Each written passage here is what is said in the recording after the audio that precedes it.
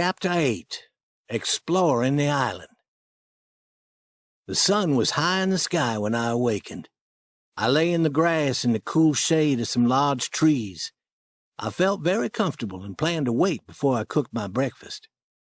While I lay under the trees, I heard the distant sound of a large gun being shot across the water. I sat up and listened. I heard the sound again, then a third time. A large boat filled with people was traveling on the river. I knew what they were doing. They were shooting the large gun in an attempt to force my dead body to float to the top of the water. I was now hungry, but it wasn't a good time to build a fire to cook my breakfast. The people on the boat might see the smoke. I sat there watching them for a long time. The boat passed close to where I was hiding. I could see many people I knew: Pap, Judge Thatcher, Joe Harper, Tom Sawyer, Tom's Aunt Polly and his brother Sid, and many more. Everyone was talking about my murder. The captain shouted, "Look carefully. The current flows toward the island here. The river may have carried Huck's body to the edge of the island." All the people on the boat crowded to one side and watched the shore. I stayed hidden. They shot the big gun, and the noise made my ears hurt. The boat floated on and was soon out of sight round the island. I could hear the noise of the gun further and further away.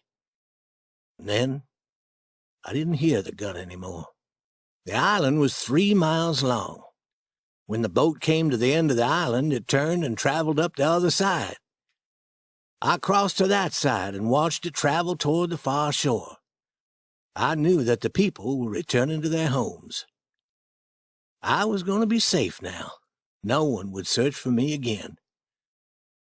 I carried my supplies from the canoe to a place under some large trees near the center of the island. There I made a tent out of my blankets and put my supplies inside. I caught a fish, cleaned it with my knife, and cooked it for supper. When it was dark, I sat by my campfire smoking tobacco and feeling well satisfied. After a while, I became lonely and walked to the edge of the island. I listened to the river current and counted the stars in the sky. Then I counted the logs and rafts floating down the river. There's no better way to spend your time when you are alone. Soon you lose that feeling of loneliness. For 3 days and nights my life followed this pattern. Nothing was different. Each day I did exactly the same things. On the 4th day I explored the island. The whole island belonged to me, and I wanted to know everything about it. I was also growing bored and needed a change. I found grapes and other small fruit to eat. I carried my gun and hoped to find an animal that I might kill for food. I had walked a long way and knew that I must be near the end of the island. Suddenly, directly in front of me were signs of a small campfire. Smoke was rising from the burned wood. My heart jumped. I held my gun tightly as I slowly backed away. Quietly, I began the long walk to my tent. I would walk a short distance, then stop to listen. I was so frightened that I could hardly breathe. I knew that another person was on the island with me. When I reached my tent, I quickly gathered all my supplies and carried them to my canoe. Then I scattered bits of burned wood from my fire.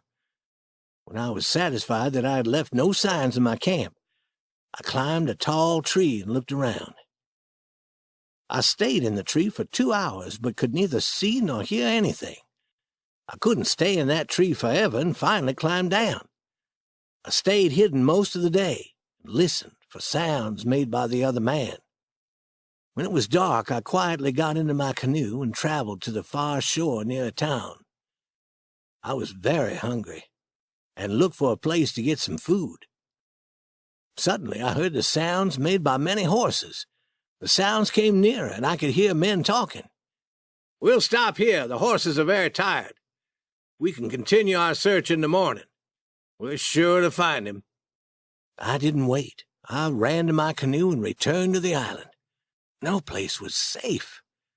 I tried to sleep in the canoe, but I didn't sleep much.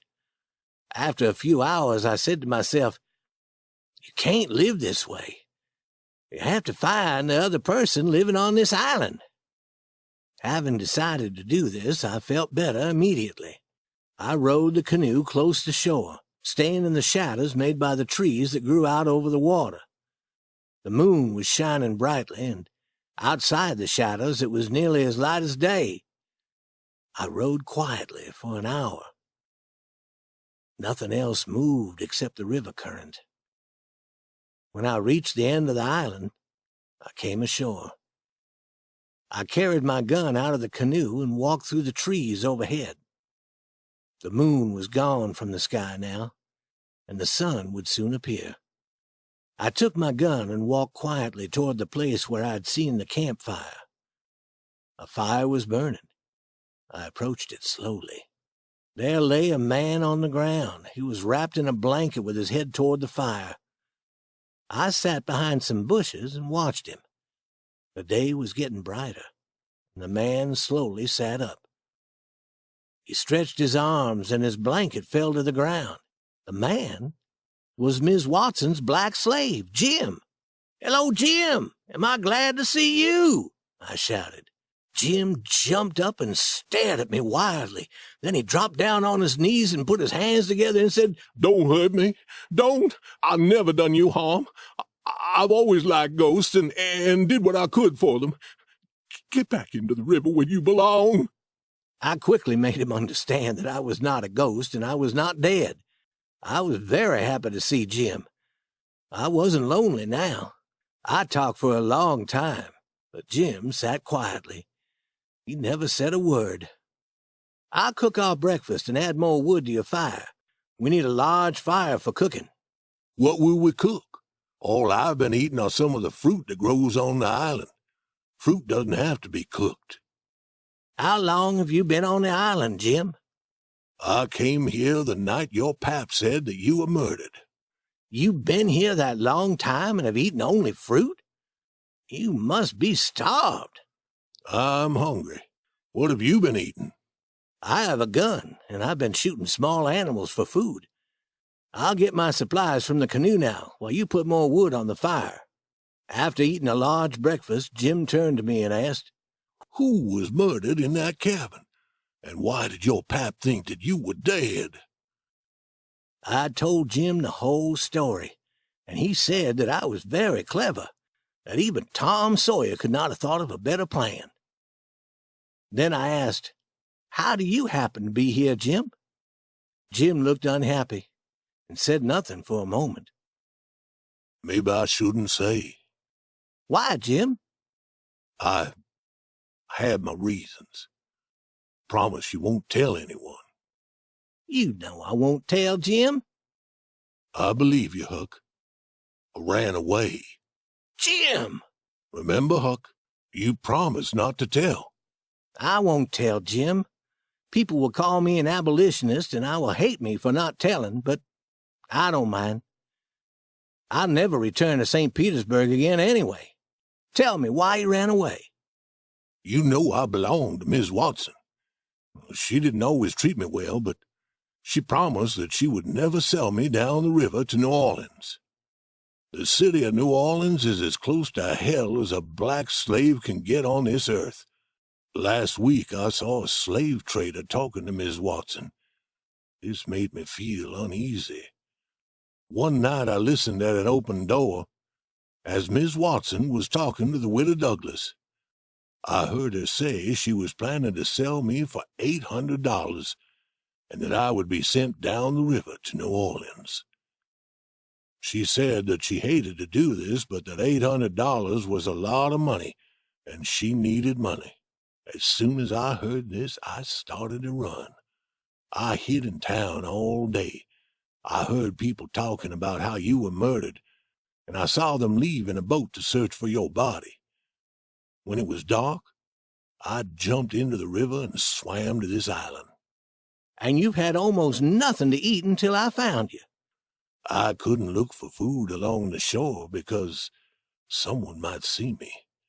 I've had to stay hidden in the bushes during the day, and all I could find there was fruit."